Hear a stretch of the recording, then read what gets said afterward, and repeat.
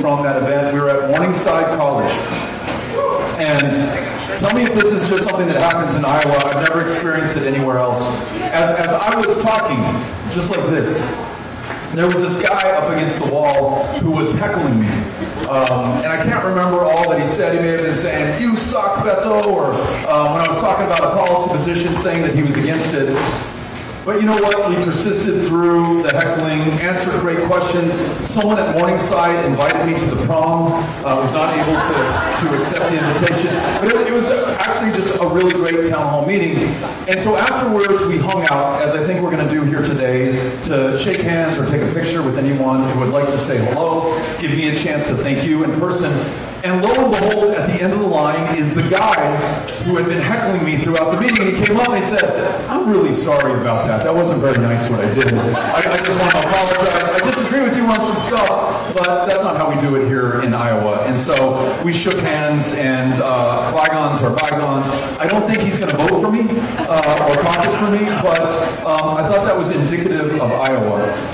That everyone, by and large, is pretty cool with everyone else. We don't have to agree on everything, but we can do so in a civil, dignified, decent way, a reminder of the best traditions of this country. And there's no better way to do that than to do what Michael and other organizers and volunteers are doing on this campaign right now, showing up in meetings like this, or a little bit smaller, or knocking on doors to meet people where they are, and to ask them what's on their mind, and to make sure that we're not just talking the talk, but that we also walk that talk. This morning in Council Bluffs, we went door to door. It was a little bit cooler than it is right now, but not by much. Hard to be outside, but a wonderful way to meet people. And we were knocking on doors. It's a Friday morning. Not a lot of people at home. Some who aren't so excited to see a politician at their door. But we knocked on this one door, and I'll just describe it as I saw it. So on the door is all this graffiti that you could tell came from a kid in crayon. And one of the graffiti said, "I love my family." And family was spelled F-A-M-I-L-E. And I just love that they let their kids write on the door, and that's what the kids wanted to write. And this guy answers the door. And I introduced myself, "Hey, I'm Beto O'Rourke. Is this your house?" And he said, "No, I actually am staying with some friends right now. In fact, I'm living in a trailer right next to this house. It's a long story. You probably don't want to hear it." And I said, "No, that's what I'm here for. I wanted to meet you, want to find out what's on your mind, want to know who you are. Tell me your story." So he says, "I just moved down here from Omaha. I had a wonderful job. I was making $16.50 an hour. I was the maintenance guy, in fact, the only maintenance guy for a 4-story hotel. I did everything. I cleaned the pool, I treated the water, I repaired everything that was broken." But he said, earlier this year, I started not to feel well. Something was wrong with me. And I knew that I needed to get help, but I couldn't get any time off from work. I was the only maintenance guy, and they wouldn't let me off. Then the blizzard hits in February, and I'm really not feeling well. And I asked if I can go see a doctor, and they said, "We just can't spare you right now." And he says, "I was coughing up blood. I knew something was wrong." He finally goes to a doctor because he quits on that day, that they won't let him leave during the blizzard, and he's just feeling like hell, and he just cannot do it anymore. And he says, "If you can't give me time off, then I just got to go on my own." Discovers that he has pancreatic cancer. Does not have insurance, so he's being paid $16.50, had enough for a 2-room apartment. One of those rooms he uses to create art, some of which he showed us. He brought out examples on the front porch, but earned too much to qualify for Medicaid, did not earn enough to be able to afford private insurance, and now has pancreatic cancer, moves to Iowa to see if he can enroll in Medicaid in this state. And I said, "Well, what are you doing while you're here?" And he said, "Well, I can't work, because if I work, I won't qualify in Iowa as well, and I'm also dependent on the Supplemental Nutrition and Assistance Program, food stamps, or SNAP. So I'm just making art, and I'm helping to take care of these kids right now."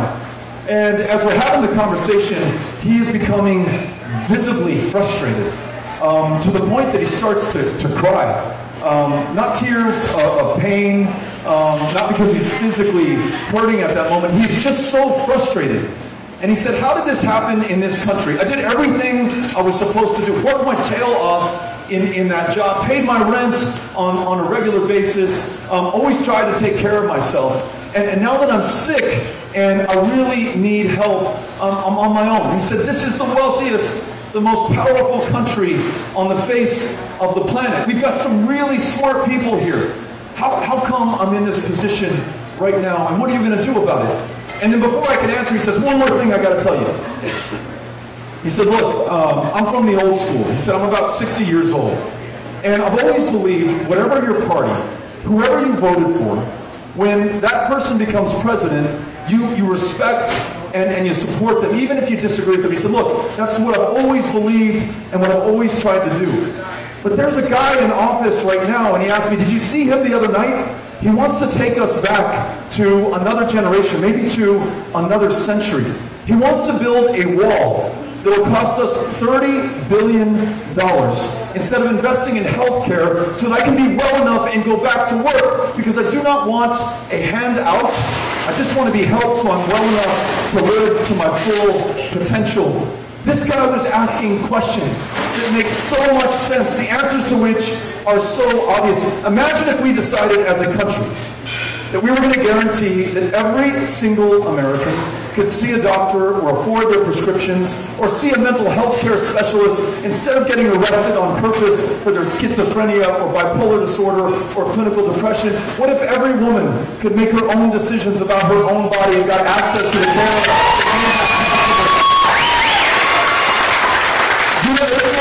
guaranteed high-quality health care, not dependent on your job? Take the time off because we have universal paid family and medical leave so that you can get better and then get back to your job and be right back on track. That's all that guy is asking for.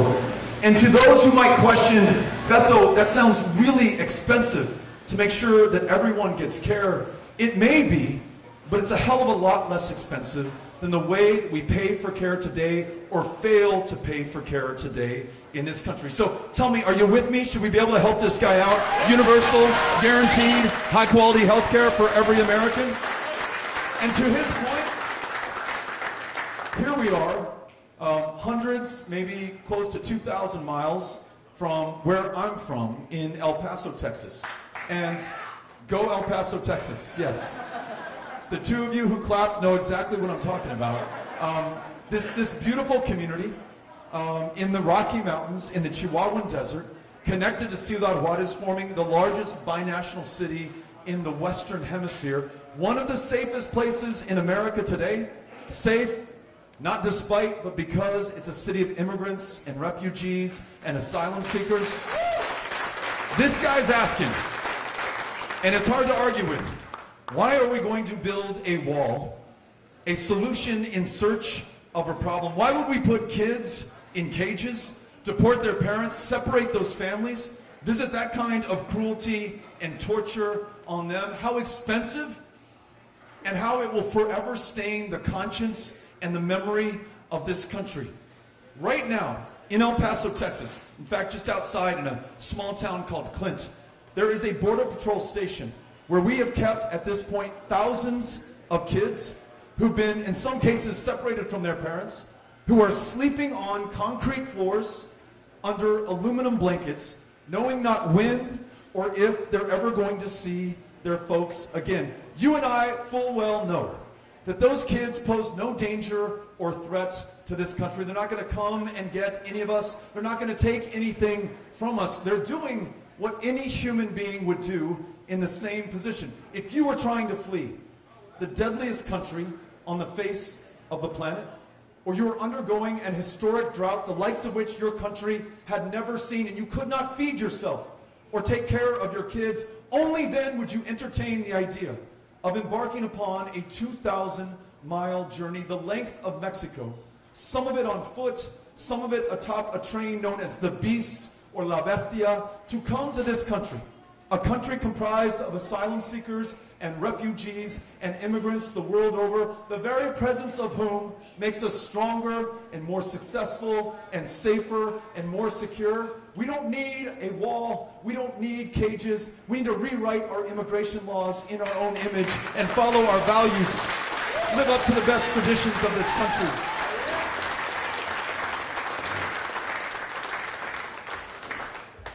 Or how about this? This great economy, greatest in the history of the world, working so well, but for far too few right now. What if we brought everyone in? What if there was a minimum wage in this country that was a living wage, $15 as the floor? What if there was paid time off for every American? What if in 2019 we decide we're going to pay women equal to what men make so this economy is really humming? What if we were to roll back the worst of these Trump tax cuts, $2 trillion that went to the very wealthiest at a time of wealth inequality, that went to corporations when they're sitting on record piles of cash, and made sure that that tax code worked for all of us, and that we make investments in people, in their neighborhoods, in their health care, and I mean this for all the public school educators in the room, in those teachers and educators in the classroom, on the school bus, in the cafeteria, in the library.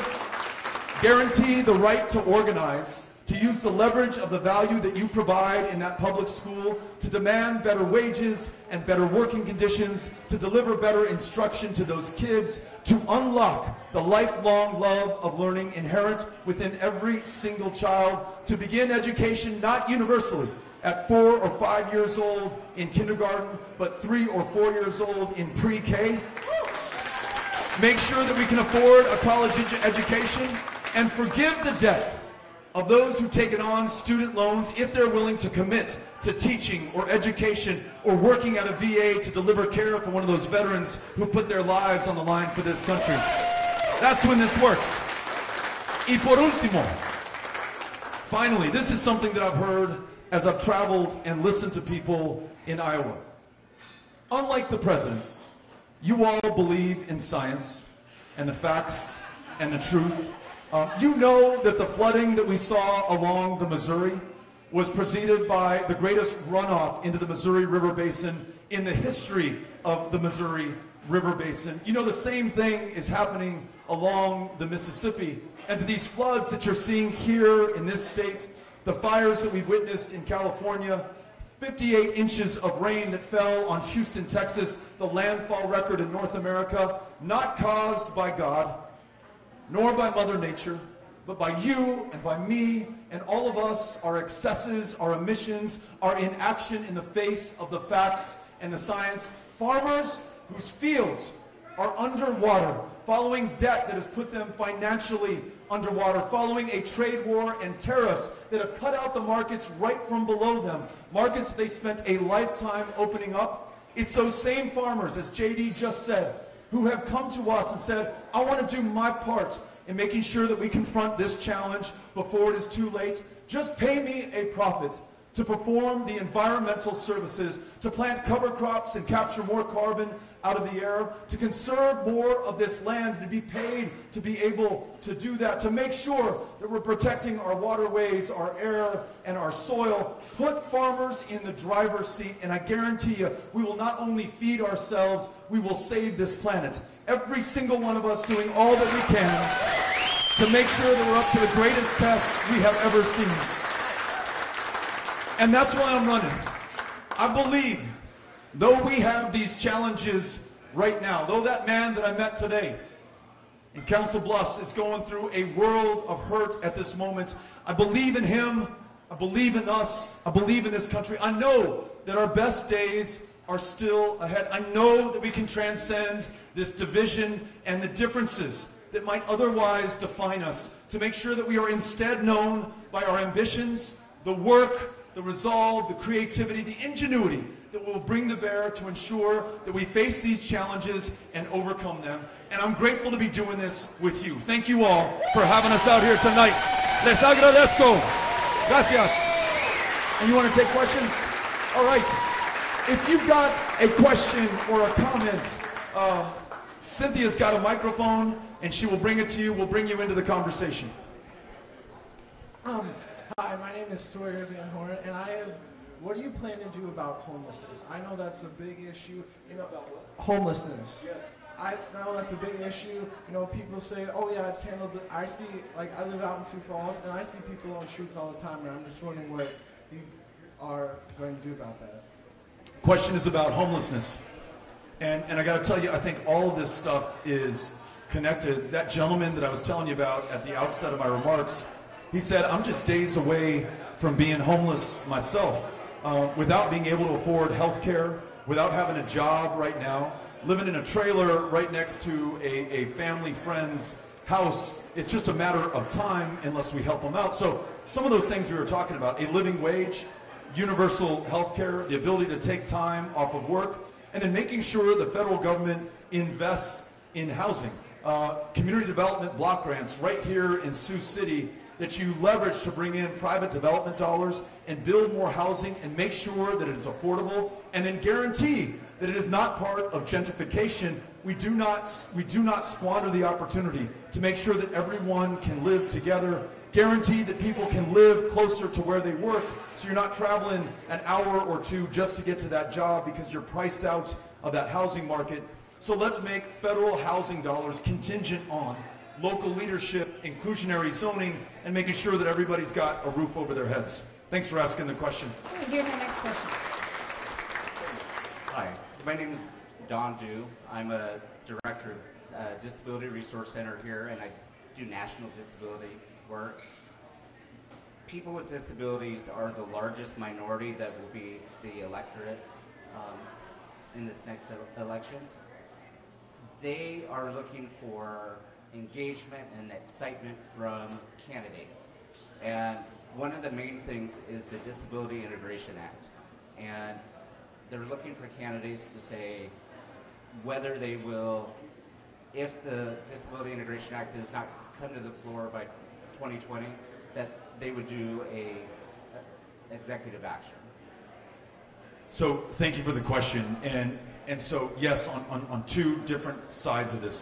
One, let's stop the bad stuff that's going on right now. And you probably know there are efforts and some small successes in rolling back the Americans with Disabilities Act that moved the onus from the business owner to accommodate that American with disabilities to the American with disabilities to try to bring suit against them, not the way that it's supposed to work. If we really want this country and this economy to thrive, everyone's got to be able to participate. And then the other side of that is proposing and signing into law legislation like you described that ensures that not only will no one be discriminated against in this country, but that we move every mountain to bring every single person in to our economy, to our democracy, to civic engagement, just like we're doing here right now. So we'd love to have your help to make sure that we organize around that, not only propose the right things, but build the political will to get them across the line once we're in office. Thank you very much. Appreciate it. Okay, we're going to do a few more.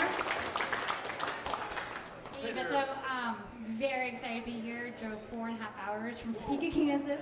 So excited.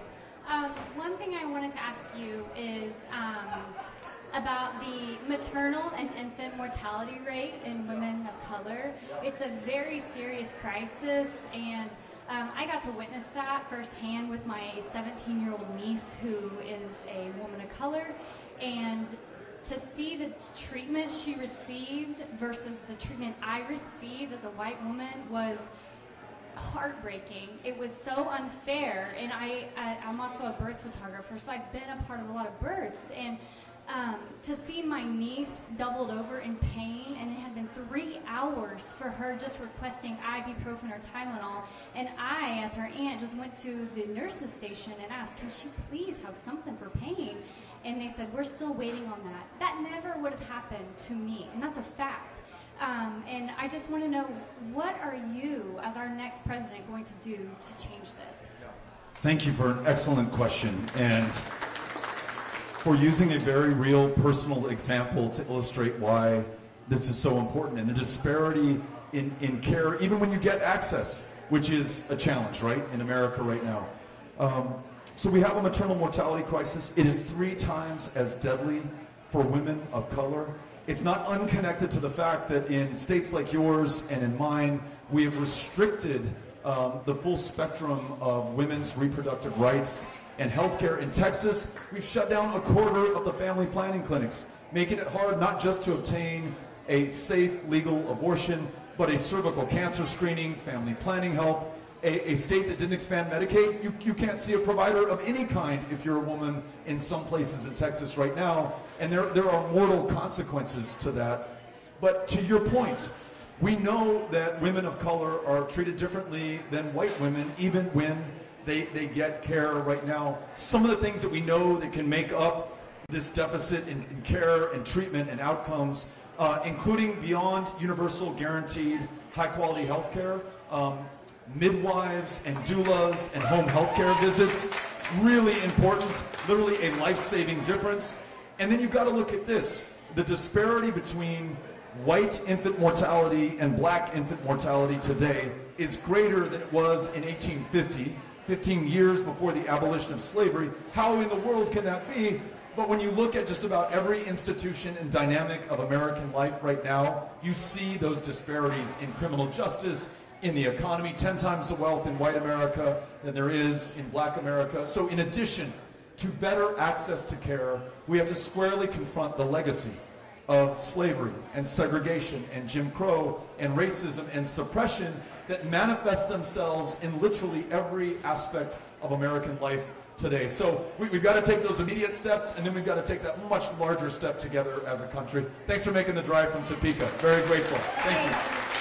Hey, Beto, thank you for coming.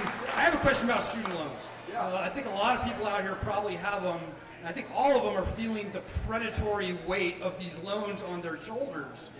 Unlike every other type of loan in this country, student loans have been uniquely stripped of bankruptcy rights. This is something that the founders called for ahead of the power to declare war, ahead of the power to raise an army, because they themselves were being screwed by the Queen.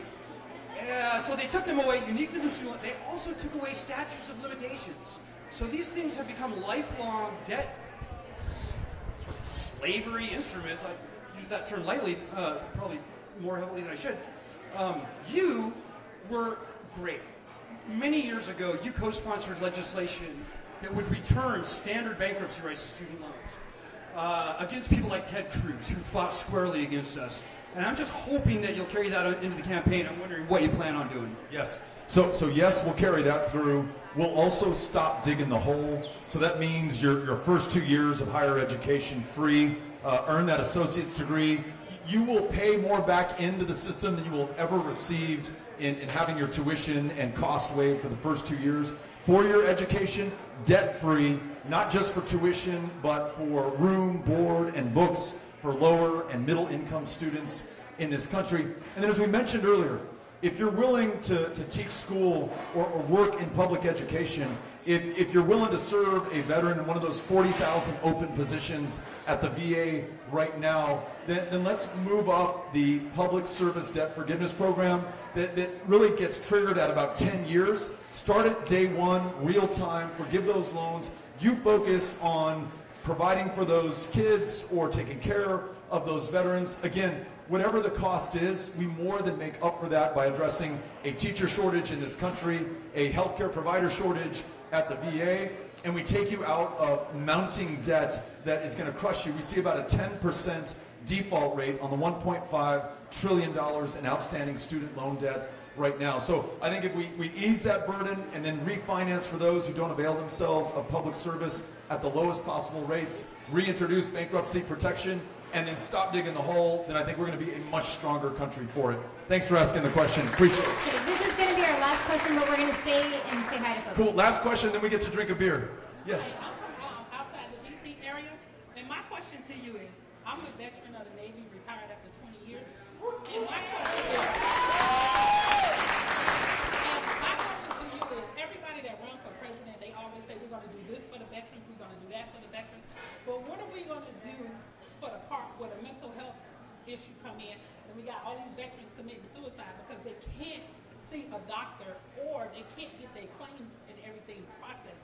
So what do we, I know they volunteered to send people out of town to see other doctors because it's the waiting period, but there's a consequence to that also because the VA has to pay for it, and then the VA takes all they're paying for and it leaves it on the member. So you as president, is that going to be your #1 priority? To to come in and clean up the VA and make it better for veterans? So let me answer your question. First of all, we all want to thank you for your service that continues right now as you ask about other veterans. So thank you. You asked, how are we going to help veterans? Number one, I'm going to listen to them, and we are going to stop going to war everywhere around the world, end the wars that we're in, bring those service members back home. When they come back, we're going to fully fund the true cost of war. That means, as you alluded to, if you come back with post-traumatic stress disorder, or traumatic brain injury, or military sexual trauma, or any of the signature conditions and wounds of service and combat, we're going to make sure that we spare no expense in connecting you with the care that you need. You're right, about 22 veterans a day, every day, take their own lives in this country.